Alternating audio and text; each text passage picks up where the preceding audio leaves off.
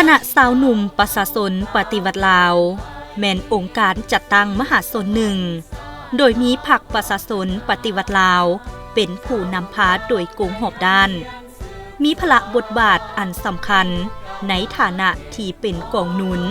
และเป็นแขนขัวของพรรค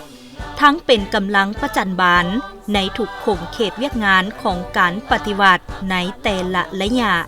ผ่านยานทาง70กว่าปี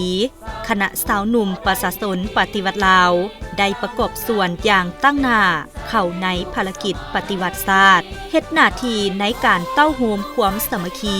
การศึกษาอบรมสาวหนุ่มเยาวชนให้มีน้ำใจหักชาติหักบ้านเกิดเมืองนอนของตนหักระบอบประชาธิปไตยประชาชนมีความจงหักภักดีต่อประเทศชาติเพื่อสืบทอดภารกิจของพรรคในการปกปักรักษาและสร้างสาพัฒนาประเทศชาติให้ก้าวสู่ความวัฒนาถาวรสมเสยวันสร้างตั้งคณะสาวหนุ่มประชาชนปฏิวัติลาว14เมษายน